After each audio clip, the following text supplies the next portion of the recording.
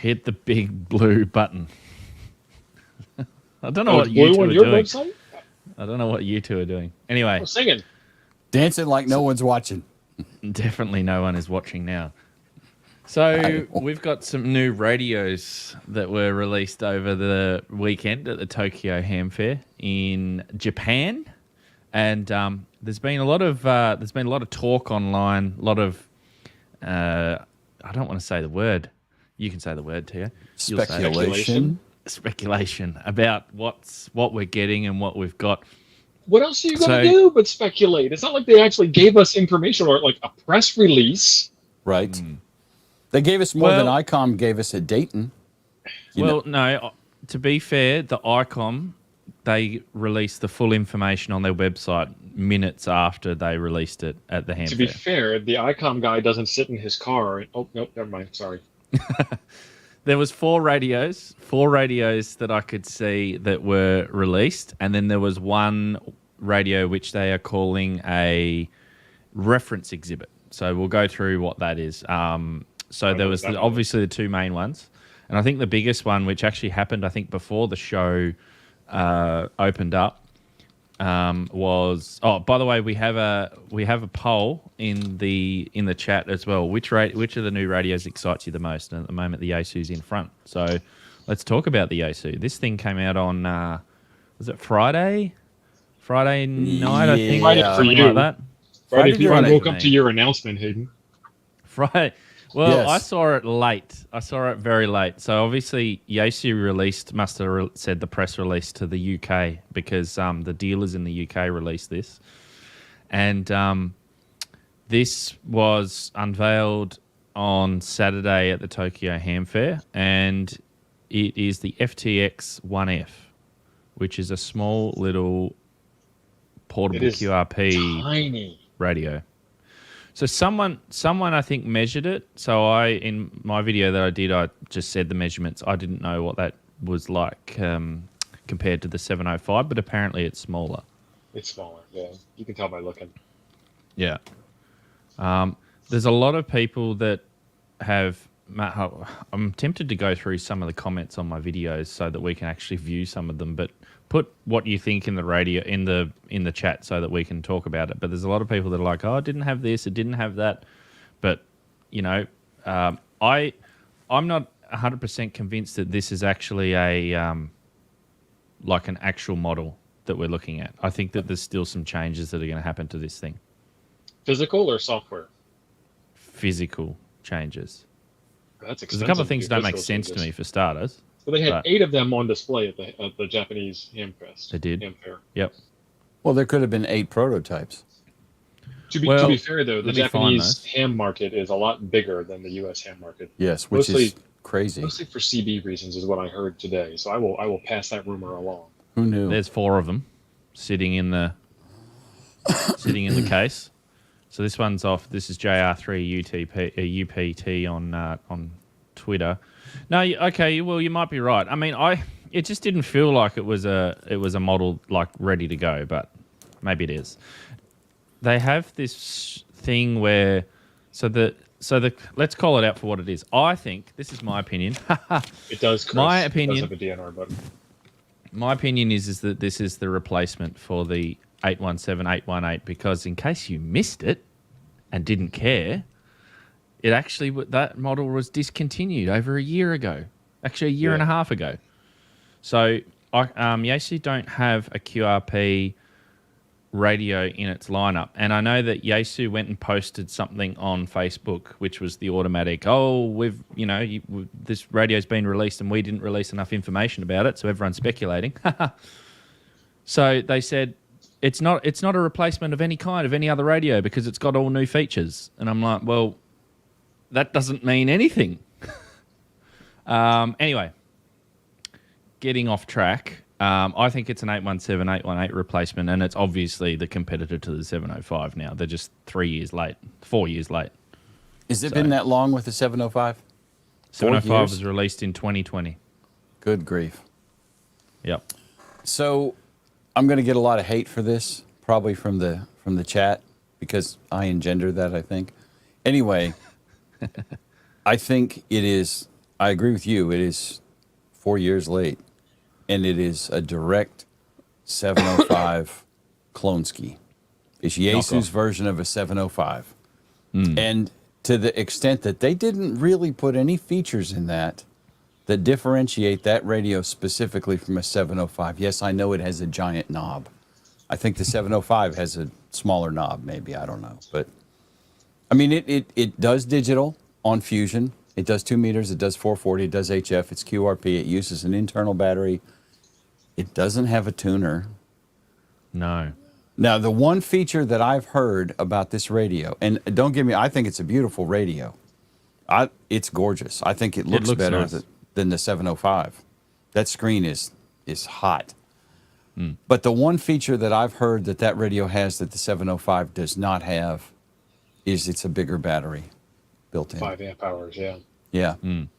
Because the 705 uses the stinking 51A battery, which is like, what, 1800, something like that? I don't remember. But real quick, Jim, keep in mind, you know the math on this. A 5 amp hour battery at 5 watts is different than a 5 amp hour at 6 watts. It's different than a 5 amp hour battery at 10 watts. Well, yeah, true. Well, see, And this is that's the how other thing that's how they're giving you that number. That 5760 milliamp hours is at 6 watts consumption. Well, no. The battery has the battery's capacity regardless of the voltage or That's not what I'm talking about. the output, the radio output. But if you turn up the power, you're going to use the battery faster. Yeah. The radio can't do 10 watts on the internal battery.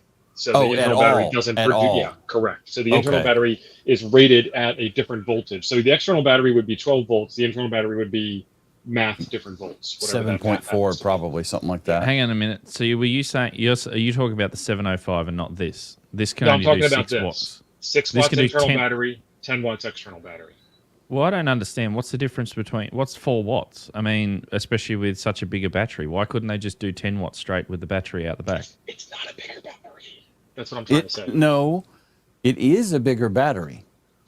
Bigger than the 705, yes. It is bigger than a 705 battery. It has more capacity, more watt hours available. Yaesu chooses via software, I'm sure, not to fire the radio at 10 watts. They use 6, so you'll get a longer life. You can't look at lifespan of the battery, unless you're comparing the same power output, 10 watts and 10 watts. Right. The 705 battery is an HT battery. Yeah, I believe this battery is also 7.4 volts. I don't have it's speculation, but I believe it's 7.4 volts. But I mean, that's the only differentiating feature that I really know about. Did it surprise you that they got a complete, I'm trying to find a photo of it. Did it surprise you that they went with a completely new design battery, didn't use the HT battery? I think I thought they would have just probably a better decision because it doesn't lock them into an older supply chain, maybe. Possibly. Yep. Because I mean, the 705 for being only 4 years old is locked into a battery now that is 8 years old, 9 years old. I don't know. I don't know if that's their logic at all. Did we say a DNR button? I think we did. I talked about it. I was wrong. It's a DISP button, not a DSP, but it's got the DNR built in. Yaesu's not going to leave that out. That's radio of theirs. Yeah. So one of the things which was interesting was when they spoke about it in the product information that they did release. They said that it's true dual reception, dual watch, dual receivers in here. So you got 2 separate receivers, and on the photo at the Hamfair, they had one side sitting on 2 meters, the other side sitting on HF. But then it also had different combinations. So you could listen to 2 VHF signals, you could listen to 2 UHF signals, which I'm assuming when you transmit, because you can do this with some of the older Yaesus as well. If you transmit, it will mute one side if you're on the same band. But then a lot of people said, oh, it's full duplex. Now, I couldn't find any confirmation to say that it was full duplex, but it sounds like it is if it's got the main and sub bands are completely separate from one another. And it will be full duplex if you have 2 meters and another, not 2 meters, if you have a band on one side and another band on the other side. That would make sense. Which is good for satellite. That is a difference from the 705. The 705 has 1 receiver in it. Taylor also says, I didn't see anything about Wi-Fi or Bluetooth. I didn't see anything about that either. So it would be, and I'm not saying they did or didn't, it would just be ignorant to not include Wi-Fi or Bluetooth or Copy GPS. that. They might not have, don't get me wrong, but it would be it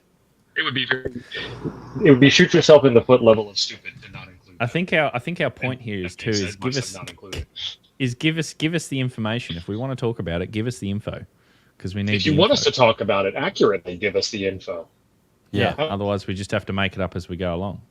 I mean, I think it's a gorgeous radio. It might be enough to make me want to put an HF radio in my truck because it's beautiful radio. That would be a good. I was thinking when I saw it sitting on that mount, the photo at the Hamfair on the mount, it did look like a nice little option if you want to use it in your car for HF, an easy way of using it. Obviously only 10 watts, but you can put in an amplifier.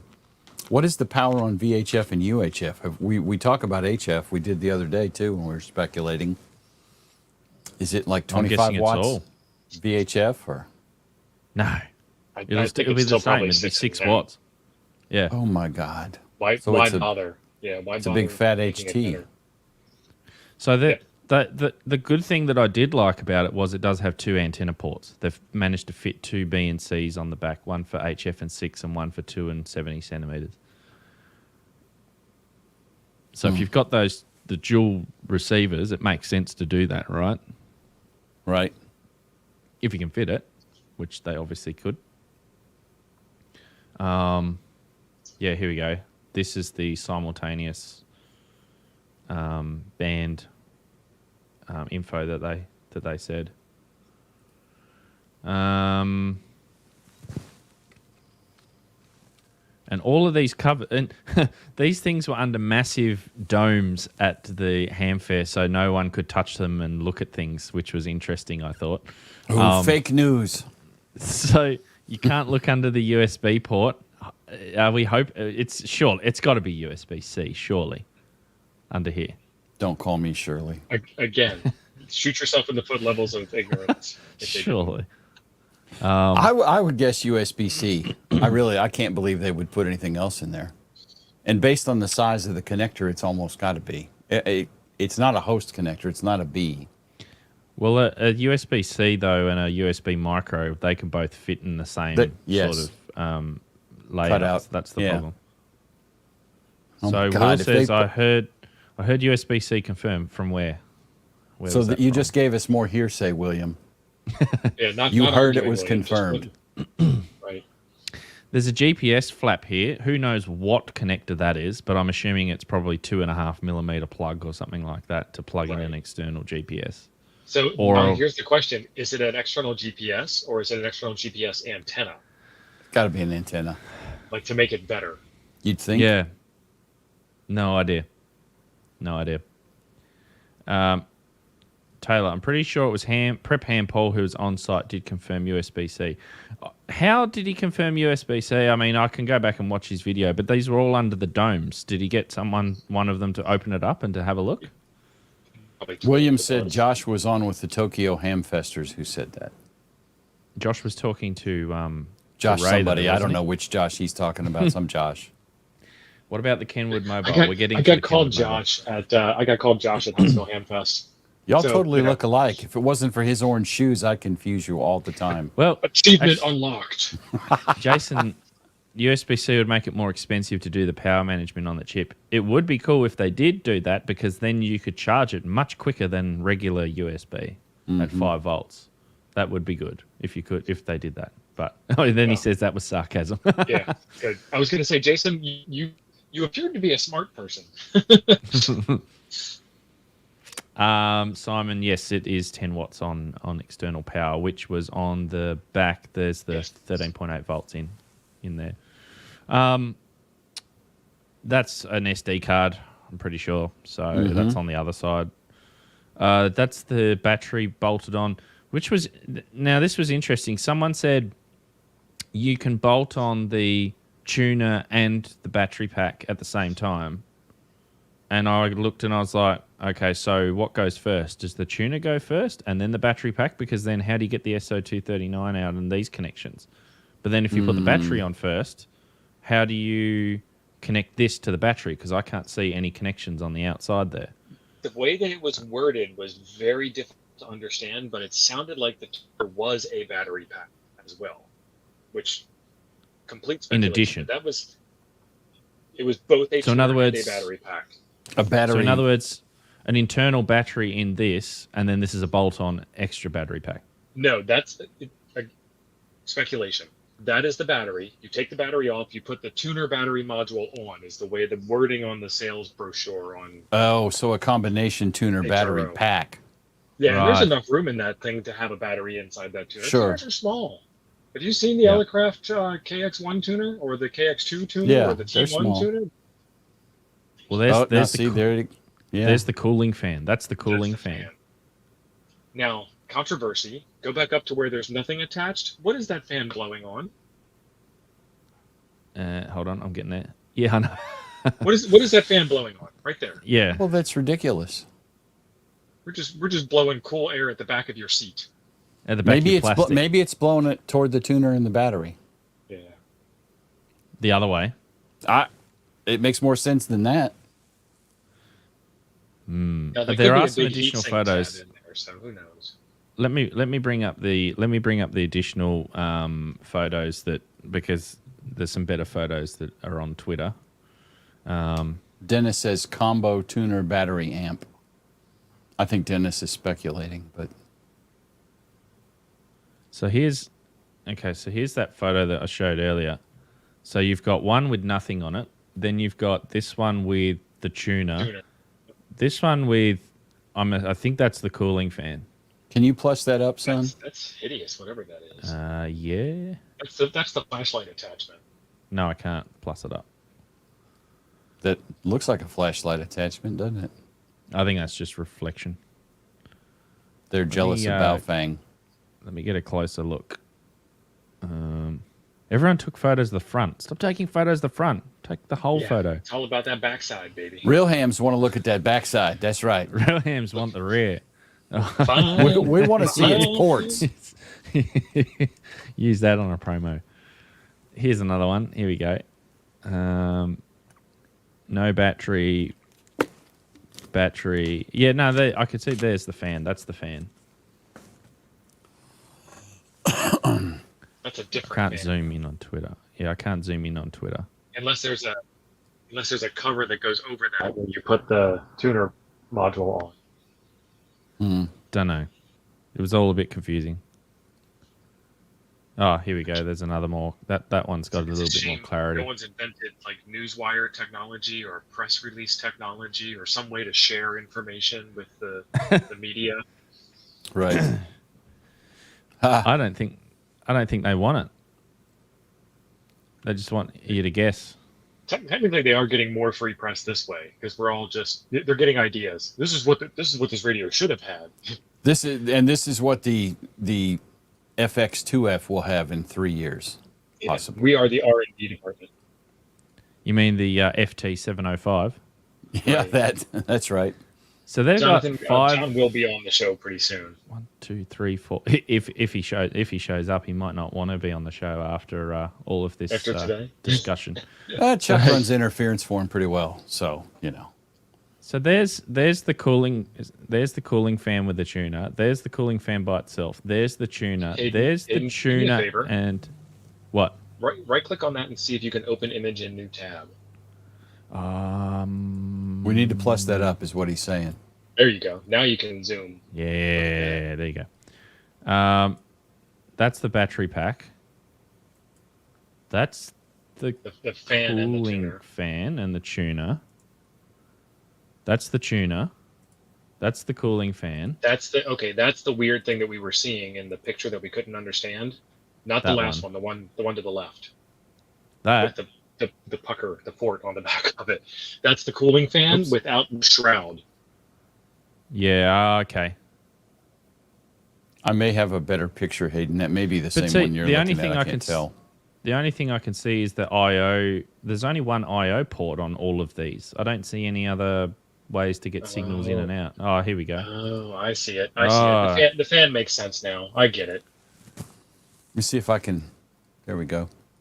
Zoom that up. Plus that up, son. Plus it. Small microphone. Same as included. With DTMF. Big microphone. Hey, go back. Go back. Oh, Does that DTMF mic remind you of anything? Yes, it looks like the one off the 500. Wait a minute. I have it here. We can show you a real-life sample of what that microphone looks like. Maybe they'll have the DTMF actually working when it's released. Look. You saw it here first. I have it in my hot little hands. Whoa. Ooh. Okay, so what's this? Battery pack. Lithium-ion battery pack. Lithium-ion battery pack. What? Dedicated tuner. Yep. Cooling fan. Dedicated. I guess. I don't know. Oh, you're zoomed in too much. This is telling you how you can connect all these things together like magic. Okay, let's see.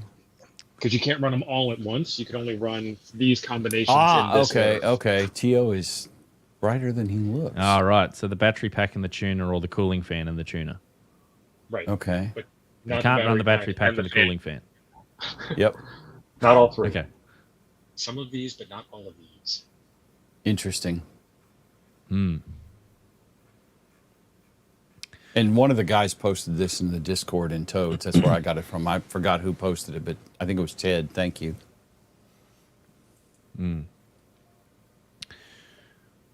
Anyway, so that was the Yaesu. So there's still not a lot that we kind of know about it. There's a little bit, but yeah. Any final thoughts on the Yaesu? Because I mean, you guys are going to clear it up with John, I'm sure, when he comes on the show. Mm-hmm. As much as we can, yeah. I mean, there's no DVI connector on it, so it's dead to me. Right. DVI's making a comeback. It's great. Apparently in ham radio, it's still a thing. I mean, Don keeps hoping for DisplayPort, but I'm like, that'll be 2030 or 2040 before that happens, Don. I mean, I didn't find a big issue with the DisplayPort on the back of the 7610, but I just run a little adapter on there. But I know it's a thing. It shouldn't be there. It should be a different connector. But anyway. Yes, DVI. You mean you said DisplayPort, but yeah, DVI. Sorry, DVI. Yeah. Yeah. Yes, pedantic. I used an adapter too. Nothing blew up or caught fire. It's something in the Yaesu chip design that doesn't have that reverse power thing, because there is power over HDMI, and if you open it up, it is an HDMI chip inside of the Yaesu radios, because TRX Lab, welcome back to the lab, tore it down and fixed it. Well, I never connected to Yaesu that way. I bought the cheapest HDMI to DVI adapter on the Amazon, and it worked fine, and I moved on. The 7610. Chris Robinson, shut your mouth. Well, yeah. 86 the way for we need next DisplayPort. generation. Put video out on the USB-C like every other cheap laptop does in the world. Yep. And network. You can do network over it as well. Yep. And so Okay. So next thing, let's move on from the let's move on from the Yaesu. Do you want to keep talking about the Yaesu? Do you? No. Oh dear. And then they come out with this. This is Icom. Icom's 7760. That is hot. Yeah, I like it too. And that's coming from a Flex user. Are you already looking at jumping ship, are you? No. Again. No, I have way too much invested in the Flex ecosystem at this point. So pretty much this is Icom's answer to a Flex. Yep. Let's be honest. It's probably a little bit more hands-on than a Flex. Like as far as it's supposed to, I think, still feel like you've got an actual radio. If you know what I mean. That's your detached head. That's your Maestro. In Flex world, that's a Maestro. But I think it's a good design decision for them. They should. I want to see the backside. I want to see her behind. Of course you do. I mean, I like backsides. Can I say? And it looks like a cool unit. I'm curious how much of an upgrade the innards are versus a 7610. Now, if they've embraced, and I have no idea if they've embraced the network on this thing like Flex does with the Maestro head itself and the base unit, then it's a winner. Oh Christ, that's a DVI connector. Yeah. And that's on the head unit. Oh, hold on. Where am I? I'm lost. Oh, No, gotta Icom go is down. dead to me now. That There we go. couldn't have been. Yeah, it's DVI. Jesus wept. Now, one thing that they did do though was, and there was some initial confusion about this. So there's a port labeled on the back here, RF deck, right? And a lot of it had, at first it was, oh, okay, so this is going to be like the 905, one cable from here to the back of the RF deck, which is labeled controller.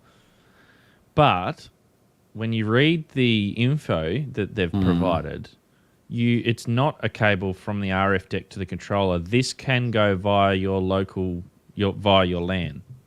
On Wi-Fi, it looks like. I don't see a... Not Is Wi-Fi, no. There's no Wi-Fi. There's a LAN port on the back of the main unit. Yeah, so you're saying that RF deck is a LAN port? So if I'll bring It looks like one. I'll bring up the product stuff. Yeah. It's an RJ45 network port that connects the RF deck to the controller, but then they've got a separate LAN port here as well. And the way they show it is that you can connect this over your local area network. Okay. So that you're not limited to, say, 100 meters on a cable, because there's no power or anything being transferred over this. All it needs to be is low latency. So you could use that as a remote head with a cat cable. Yeah. Or you could put the whole thing on a LAN and plug in the head in another room. Jim, was it you that just did a video on ham terms? Because now cat cable seems to have come out of nowhere in the last, I don't know, 4 or 5 months. I did the video on the phonetic alphabet. Because in ham radio, cat is category. Computer something tuning or it's not an acronym. Control. Oh No, in ham radio it is. I don't know. I could make up some things that would probably be close. You've heard of cat control. Yeah. And that's somewhat of a standard. CI5. Yeah. So that's interesting. It's got plenty of ports on the back of it. 4 antenna ports, so double that of the 7610. Mm-hmm. The same transfer to receive reference in ports. And this thing has a massive, massive heatsink in the bottom of it. This is 200 watts as well. That is cool. That's an upgrade. Oh, look at that! Look at that power connector too. Let's talk about that for a second. That's a regular plug that into your wall socket plug. It is. That's an NEMA 110 plug. Mm-hmm. We call it a kettle cord. It's like an IEC something or whatever. IEC. Yeah. Or NEMA, same thing. And USB 3.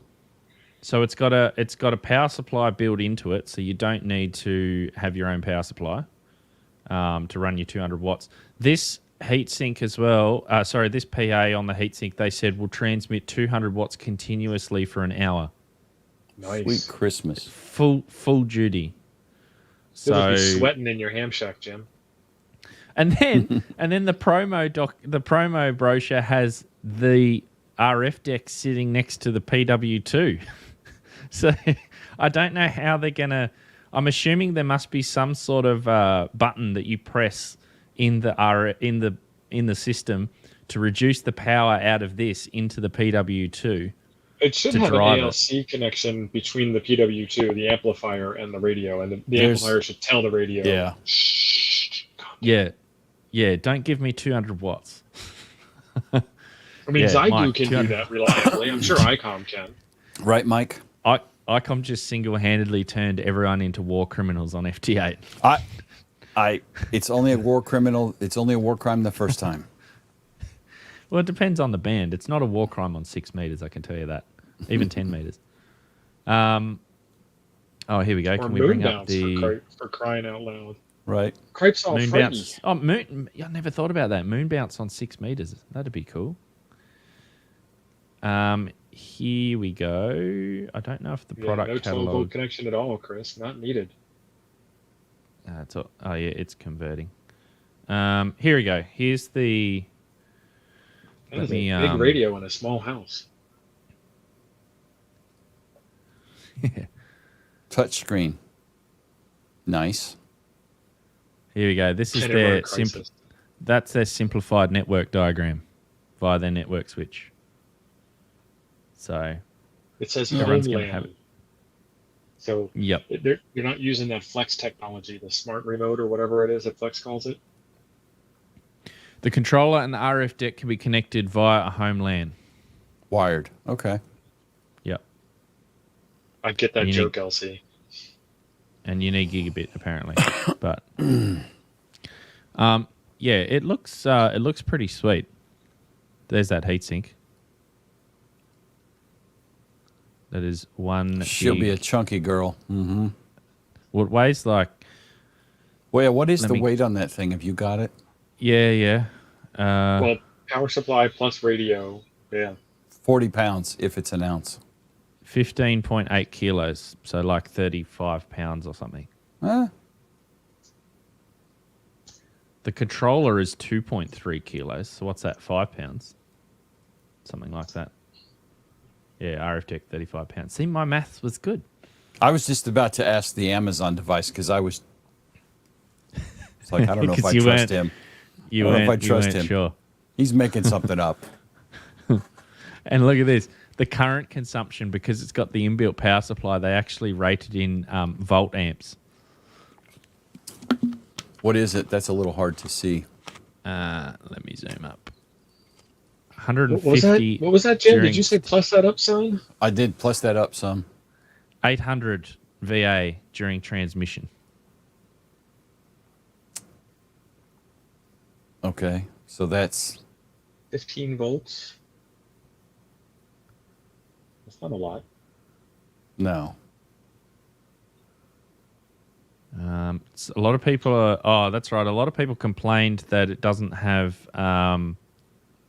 70 megs, 4 meters. But the thing is that this radio is designed in Japan, so primarily for the Japanese market. That's the first market. The second market is the US, because that's the second biggest behind probably Japan, I guess.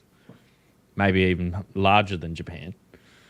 And then after that, it's the rest of the world. And there are not all that many countries that have access with a lot of amateurs in it that have access to 70 megs.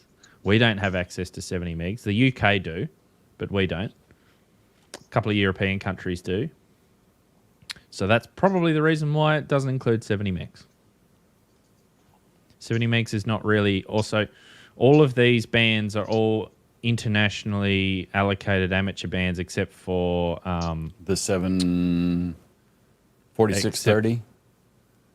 The 4.6 meg? Yes. Yeah. Yes. And a couple of the frequencies, like we don't have above 3.8, that sort of thing. But that doesn't matter. The other thing that was interesting too is they specified 7 to 7.2. We go up to 7.3. So, but again, this is all 7350. I don't remember. 7350. Yep. Yeah. And also 10.1 to 10150. Which I think. Oh no, that's right, isn't it? Yes. So I wouldn't read too much into this because this is probably Japanese band plans that'll probably change. But I don't think it's going to include 4 meters. So yeah. Yeah, the price now with the yen conversion is about 6,000 Freedom units. That's according to... And that's the MSRP.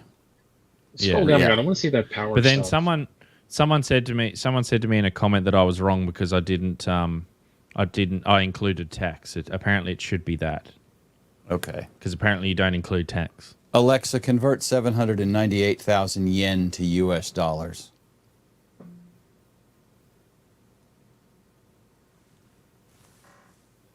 Anytime.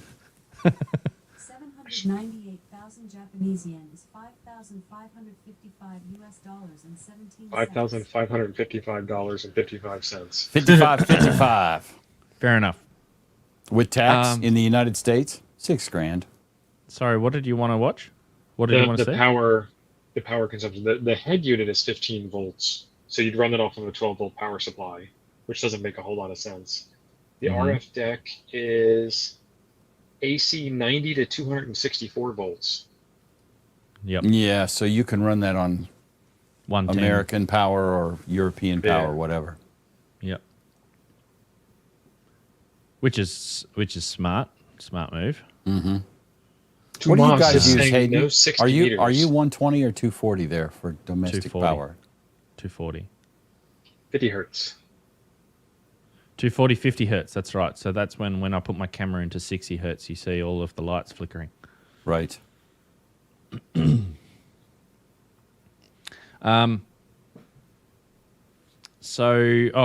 get some better photos happening here.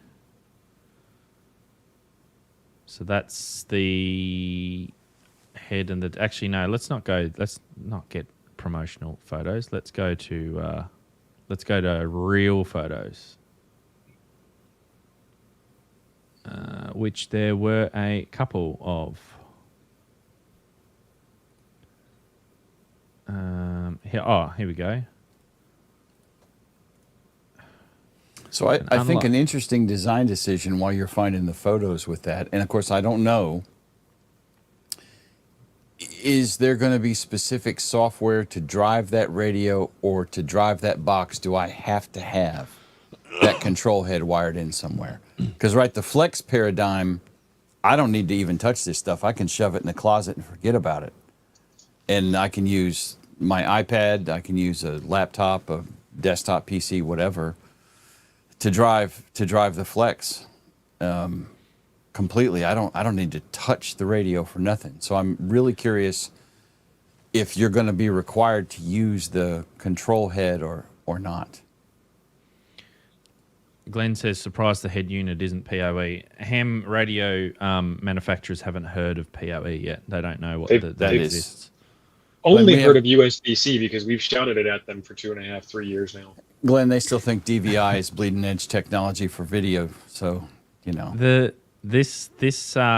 thing that you were talking about, Jim, was in the promotional stuff. They say that this is going to be compatible with the Icom RSBA1 software. Oh, Christ! So I wonder.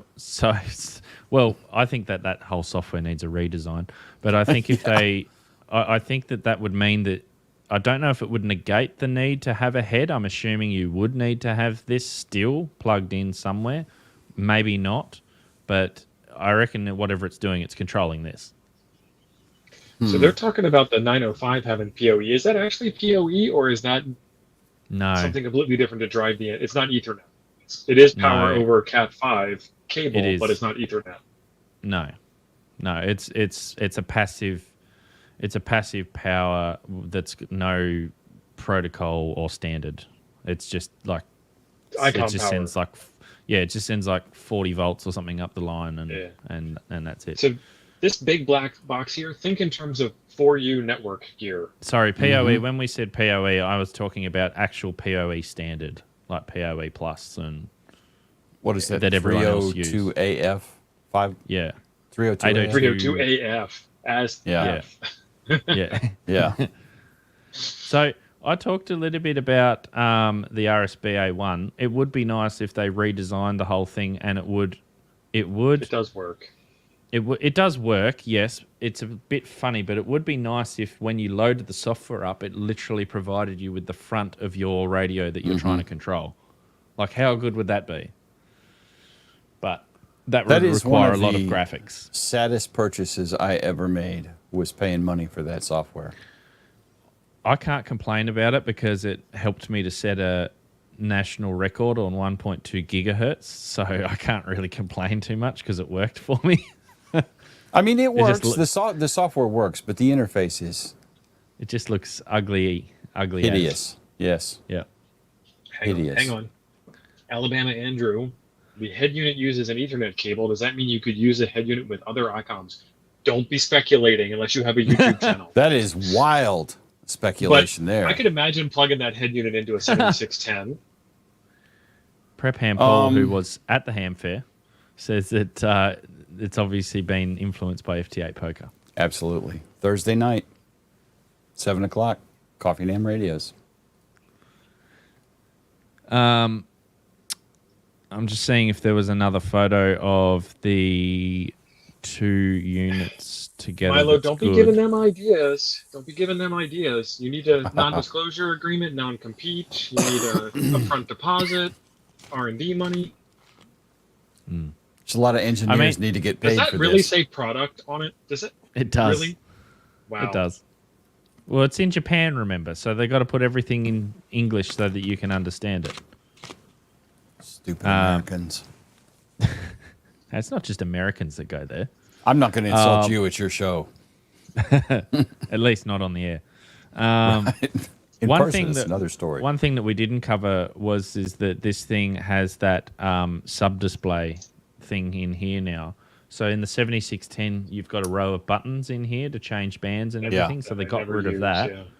And they put this screen in, which is kind of cool. It does it'll do all of your metering, so you can do all of your metering. It'll show your when you're putting filters in, it'll show it on here on this little sub band, or it'll do the band stacking, so you can change what band you want to do, but with a touchscreen here. So I think that's a good little win. So if Icom does what Yaesu has done, this 7760 will make a cascade effect of new radios coming out that borrow its feature set. And I think that's a good thing. William made an interesting point that I want to point out.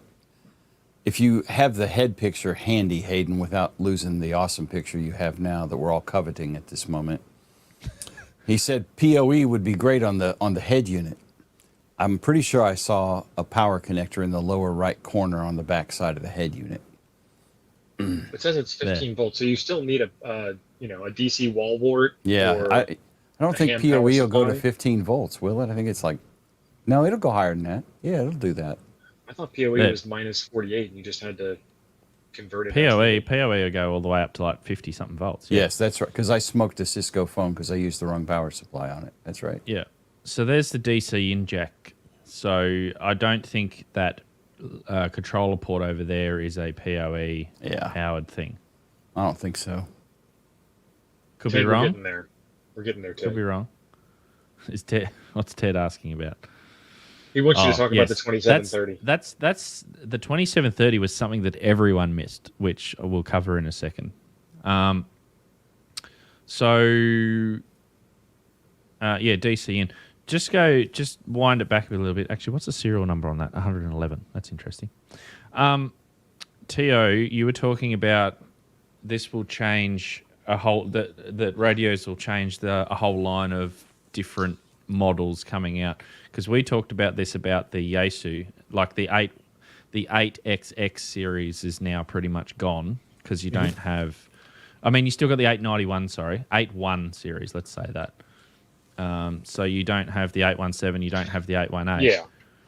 Yeah. So the 101MP begat the 101D, begat the FTDX10, begat the 710, and the 710 and the 10 and the DX10 have different chipsets, the same programming in it. And then now we've got the FTX1F thing, which is also in there. So it's all of these radios are subsets of, like, this is our big boy, big daddy, 20 grand radio, and then all the way down the line you start getting newer features. Doc has a good point. That's the cost of that is about the same as the cost of the new 8600. Yep. And I think this radio is not marketed towards your everyday ham. I don't think it's not marketed to the guy that goes and does PODO, the guy that just gets on the air and all that sort of stuff. This is for the serious contester or the serious DXer, and that's essentially what a 7610 is marketed towards. Is for someone who wants to use that radio for that purpose. Only that Icom have now separated these two, and make it a little bit more flexible for you. So, I even mentioned, and a few people didn't quite understand the concept of what I was trying to explain, was that apparently they didn't include Wi-Fi in this to the RF deck because they didn't want to introduce latency and lag between the two units, which makes a lot of sense. So that's why it needs to be cabled over with a proper cable. Now, I said in my initial video that you could replace this cable with a transparent wireless point-to-point link or point-to-point bridge. Yep. Which is, 1 millisecond, 2 millisecond maximum latency across, depending on, obviously, if you've got a really good signal strength and a good link and you use, quality stuff, not your D-Link router that you've got sitting in the bottom of your basement. Your mom's basement. Yeah. So you could use that so that you could, if you had a large property, you could put the RF deck, several, a mile away or something like that if you can see it on a shed or something, and then have this where it's quiet and then have this running back in the shack. There's a whole lot of stuff that you could do. And that's kind of my plan with the Flex this winter. I'll be moving all of the stack out to my shop, which is wired to the house, so I don't have the heater in here and the noise. And Simon says, with good Wi-Fi 7 mesh, well, for starters, we already said that, they haven't discovered HDMI and haven't discovered... right. You'd be lucky to get Wi-Fi 5. Yeah, so good luck with that. And also, too, I think can you imagine if they did put Wi-Fi in and they advertised it and said it's going to work fine over Wi-Fi, and then all of a sudden they get all these complaints saying, I've got my screen's locked up, it's lagging. Well, or you'd get the serious contesters who are running 802.11b routers from 2003. Serious contesters with a dipole 5 feet off the ground, yeah. Gray man, proper wireless with carrier grade infrastructure, there is no latency, or there's very little latency. But I'm not talking about that. I'm talking about people who run, again, their Netgear D-Link from 2001, on 2.4 gigahertz with everyone else in the entire neighborhood as well. And the microwave. Right. But at least with the LAN cable plugged in, and you could, if you want to, you can put this thing on Wi-Fi. It's not that hard. Just chuck in gaming adapter. They sell them on Amazon. Also, just do whatever 20 you want. years. Yeah. Also, the elephant in the room here is this head unit remote control. The data it needs to send back and forth. What is going on? It's not. Sorry, say that again. You broke up.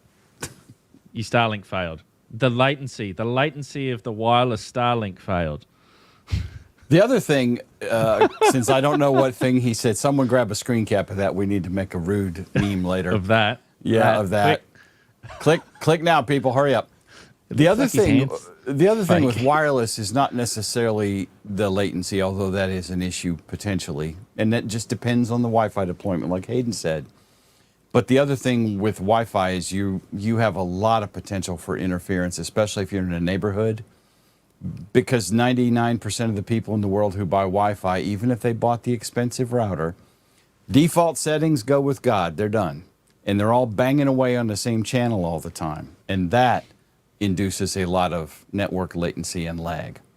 Even on 5 gigs, yeah. Yeah, even on 5 gigs. So, John, you go, buddy. Rock that web password. Right. William did say that gigabit. No. They said gigabit is required, but it's not required. No, it won't take that much bandwidth. What are we talking? 8 kilohertz of voice traffic going over this thing? 1 millisecond in my house. Yeah, well then it will work. But the problem is not everyone is going to be like that. And that's unless we're all going to your house to run this thing. You got to lower yourself to the lowest common denominator, and it's going to be that guy who's got half a second satellite Wi-Fi running on his house thinking that it's going to work. Yep. Or who lives in a neighborhood full of other houses of knuckleheads who are all blasting on the same channel at the same time. Yeah. Anyway, in any That's case, what I was trying to say. In any case, I think that the fact that the radio has an Ethernet jack to the RF deck makes sense for that. But you're probably right. They probably could have put Wi-Fi built into the local area network, the other connection in the RF deck to connect out. A bit like the 705 if you want to control it over RSBA1. Mm-hmm. So that would make sense. That would definitely make sense. But I think between these two boxes, they didn't want to do that. And as far as lag goes, if you're doing voice, lag is pretty much irrelevant. 50, 60 milliseconds, 100 milliseconds of lag, your brain doesn't even register that. Now, if you're doing FT8 or digital modes, timing becomes a thing. But for phone, who cares?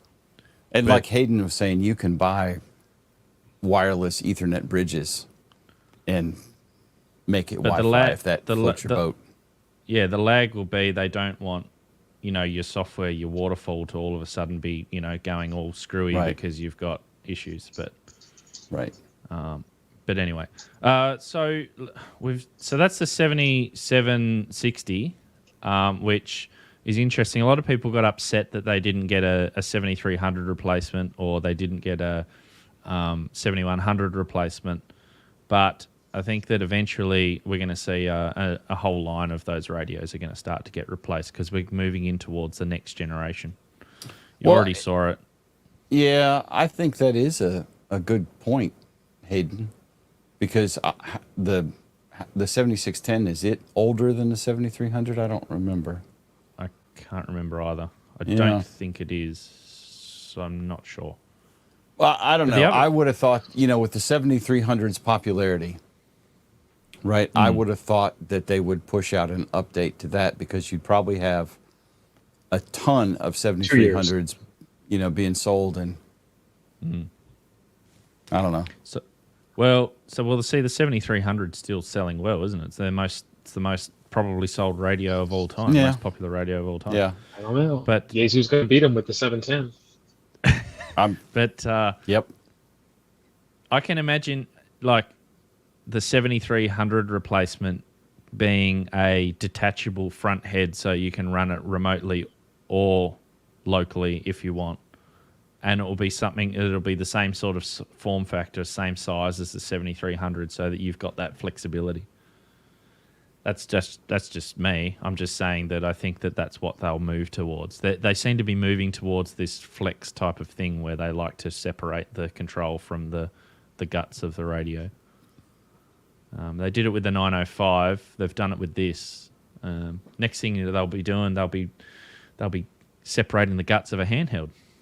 Well, the software question is, in my mind, if I was ready to buy a radio today and had cash in hand, this I have way too many questions on to drop money on this. And I say that, and this is going to sound a little snooty, but I don't mean it that way. The way Flex is implemented, their remote operations, spot on. This, it's like I said, do you have to have that control head to use the radio? Or is RSBA1 my only other option? Because yuck. SDR control maybe eventually. I would bet. Marcus probably on that. Yeah. But that's Mac only. That's not even Windows, which is a much larger market. So just a shout out too that I've had this up, and this is from Bill at Ham Radio Basics. Bill actually put this out saying about the Facebook group, saying that the negativity about the two radios is off the charts. It's like you give us these new radios, and all of a sudden it doesn't have this, blah, blah, blah, blah, blah, and all of a sudden everyone whinges and complains. At what point do the manufacturers just go, "You're not getting any more radios"? Never. Well, I mean, you already said it. They have the Japanese market alone, right? Which is just spell my name right. Yeah, I don't care what you say bad about me. Just spell my name right. Yes, Brad. I have operated remote. I operate remote every day from my desk at work to my radio sitting here over the internet. He's probably talking voice. No, it wasn't. And I've done that too. It was being polite. So this is the next Icom, which was pre-release, which everyone I didn't see many videos or information on this at all, but this is a 2730B. I didn't find much information about it, so I didn't really cover it anywhere myself. But it's basically looks like another mobile. Remote head, 20, it's giving me 2720 vibes, but which kind of makes sense with the model number. But yeah, It's a nice looking display on that. I like that. well, the only info they give us is that the LCD color of the ever popular 2730 has been changed, giving it a bolder image. So it's pretty much a 2730 with a better screen. So Is that color or does it mention it? color. Yeah, it's color. You can see it there. Two colors, black and white. I see some red. No, and blue. red. I see Red's some in red, there. yeah. Red and blue. Yeah, that's in there. And then the next radio that was announced, which was not really of any interest to amateur radio operators, was an Alinco. So they're still around. They released this DMP, blah, blah, blah, blah, but it's like 300 megs, which is really weird. 351 digital. megahertz band digital. Yeah. So Alinco is still around, but it's not a ham radio, which it's an odd thing, isn't it, to show off at a ham fair? A radio that no I mean, ham maybe can that use? frequency's a ham frequency somewhere else. Not in the United Maybe. States, but I don't know where. Not here. No, mate, here we go. They're talking about fire brigades and on-ship personnel. I think U.S. military might be around Yuck. that frequency. Alinco. And look at the empty holes in the case they plugged up. There's something going on there. Let's speculate. Hold on, Well, stop. Let's Well, speculate. no, are those covers? You talking about the? It's another UHF connector, and then Yeah. there's two that obviously there's got to be a 6-pin DIN connector behind one, and a USB-C behind the other. Well, for those sure. look like rubber covers. Yeah, one says SP for speaker, and I bet And that's MIK, Mike. I'm Yeah. joking, by the way. That's a K connector. Huh? it might be. It's The about big being empty cake hole connector. above the power connectors, kind of. Well, not just that. Look, there's another. Yeah, It's like two antenna sockets. Right. maybe it's an option. Don't know. Anyway, I mean, there's not a lot Alinco to makes talk about decent that. enough radios. They Look at that do. Nextel flip phone radio. Speaking of 1990s. No, Right. look. Well, this is the optional. This is the digital noise reduction. You just put the cover down over the top of the speaker. It's the Captain Kirk module.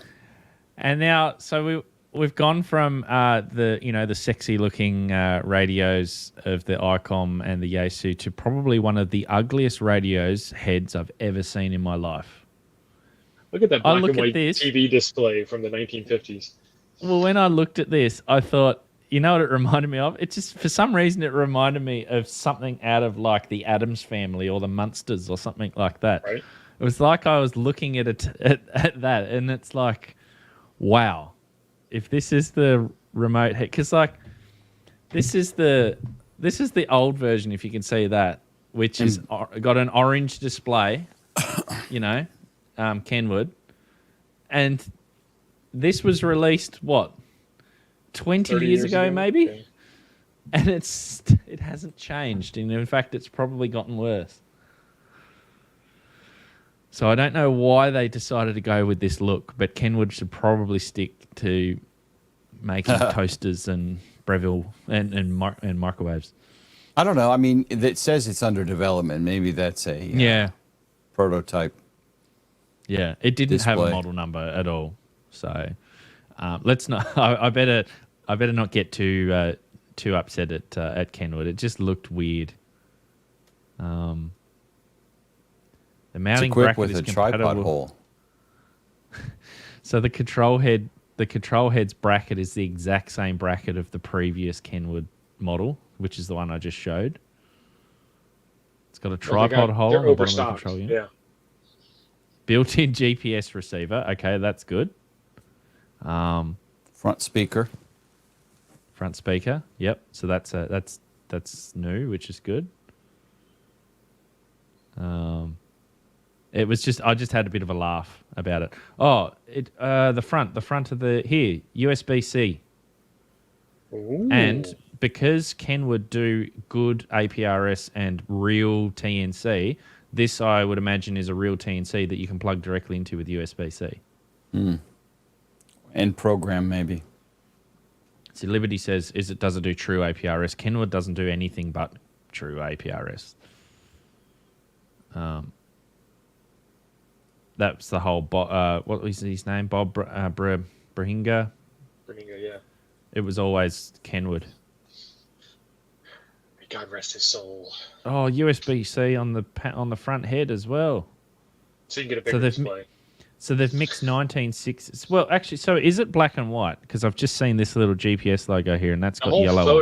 The whole photo is black and white. So I don't know what the screen is. So are we just... Well, hang on. There's a red little dot there. Did someone take a photo of this with a black and white phone or something? Or a black and white monochrome camera or something? I think that might be a screen cap from video. Go down to the picture below, Hayden. Well, it's... See how Kenwood is pretty sharp? And then you look at that screen and it's jiggling all over the place. I think that's rolling shutter in a video or something. There's actually like an Android phone mounted in there playing a video. It's a prototype model. It could be. It could. That's probably right. Maybe we're maybe the. Listen, I mean, you've seen a D74 and a D75. You have a 72, right? Yeah. Kenwood don't make crappy radios. I mean, that display, that's just some kind of artifact from the picture. Thing. Yeah. And they'll probably end up changing. And this thing looks so basic, it's probably not going to be like this. It's probably going to be filled with all of, words and buttons and all sorts of stuff, a bit like the 75 screen. There's all sorts of stuff on that screen. That thing looks so basic it drinks pumpkin spice coffee. Well, I was going to say, because they're mixing USB-C with the 1960s with the black and white, but that's what I was going to say, but... The main screen is black and white. Kenwood rep took the cover off so you could see it. Price is expected to be higher than the THD 75. Somebody said 11. Yeah, William said it's $11.99. I mean, if the D75 is an HT at $800 price tag, then the mobile with higher power should cost more. I'm not saying that $800 HT is justifiable, but I wish you had I wish I had known that you were going to the Hamfair and going to Kenwood, because I would have told you, Paul, to ask Kenwood about them entering the market back in Australia, because we can't get hold of the Kenwood radios. We have to import them because they're not here anymore. They abandoned us, and seeing as though they're deciding to make radios again, maybe they should start to. Oh no, William said his price was a joke. William, but I mean, like Steve said, I wouldn't be surprised. It's probably not far off that. Got you again. But that's a bit pricey for a 2-meter 440 mobile radio. Oh. That Kenwood, hold on, I open it up again. That Kenwood's going to be over $1,000. I don't disagree with you, but that's still pricey for a 2-meter radio. It is. I mean, that's HF money. Next year, yes, please. Don, I won't even buy an Australian radio. I have plenty of Australian radios here. Thank you very much. They're radios and they're in Australia, ergo. Australian manufacturer, I think. No, Don's talking about Apache Labs, I think, or something. Or a Coden or a something. But I don't... I'll... Yeah, nah.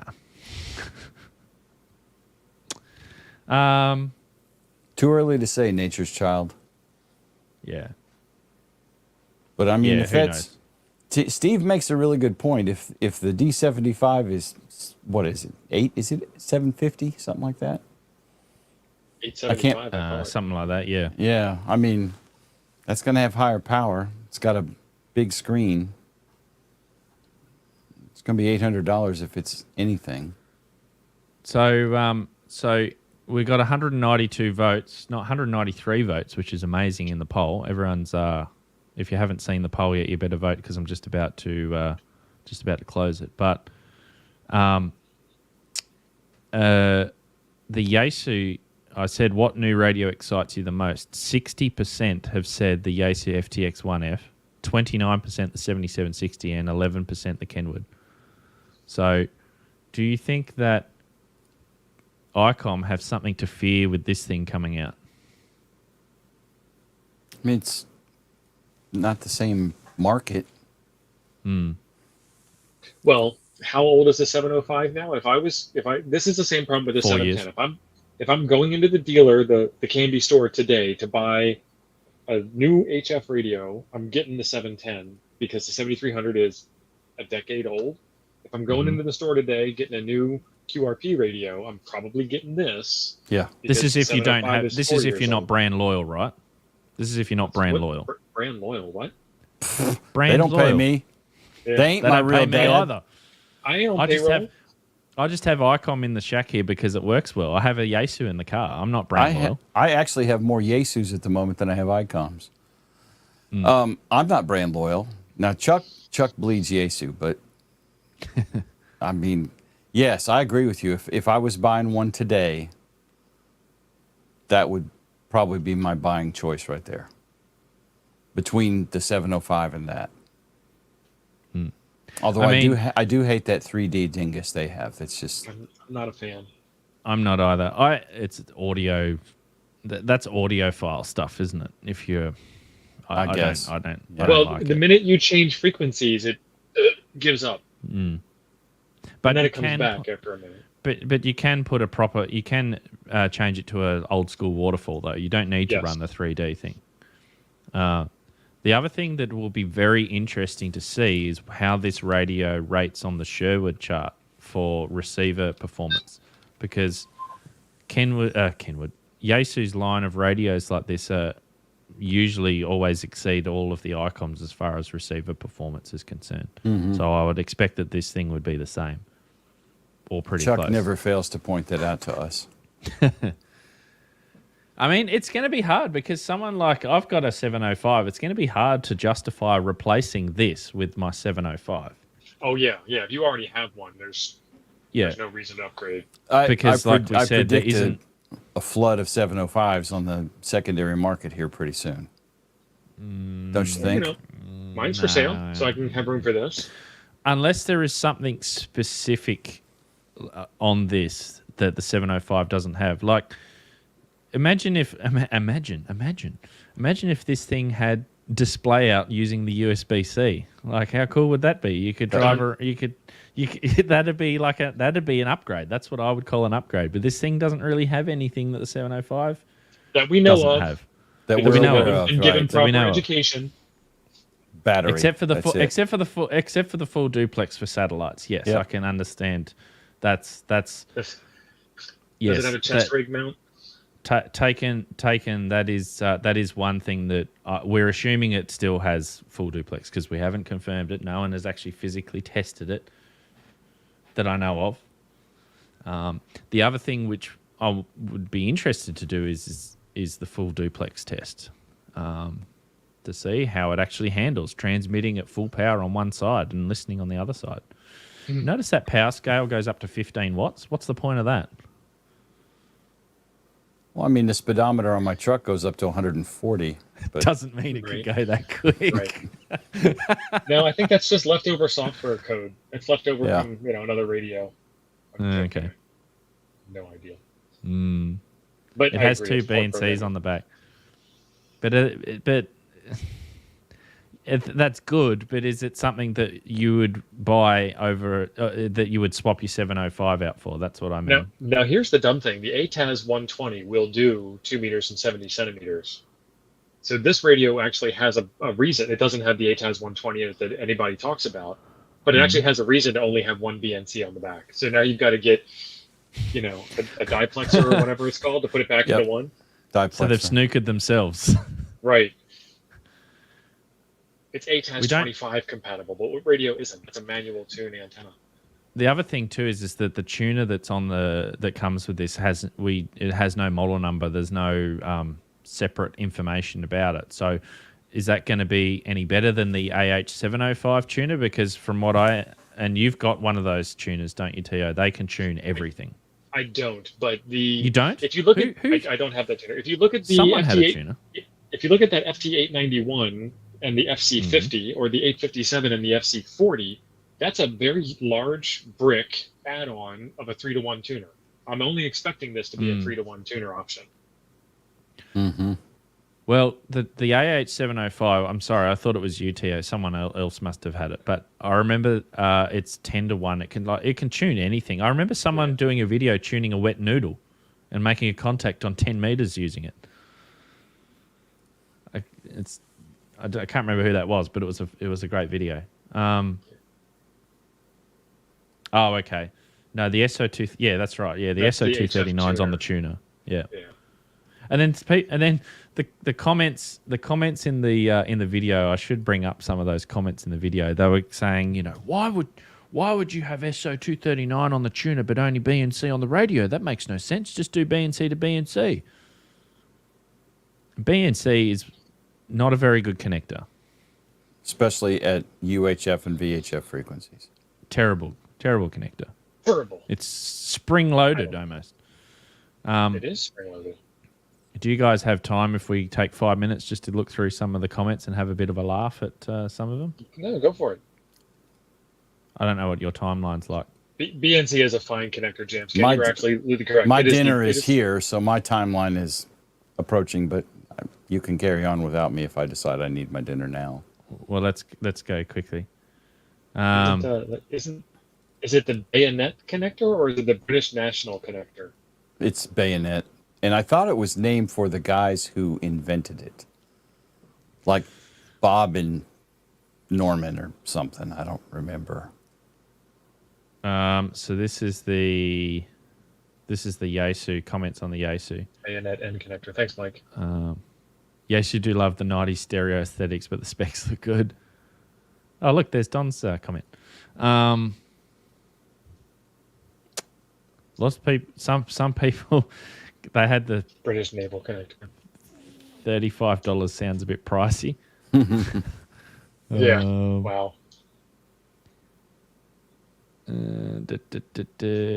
It's sad they won't post a suggested retail price.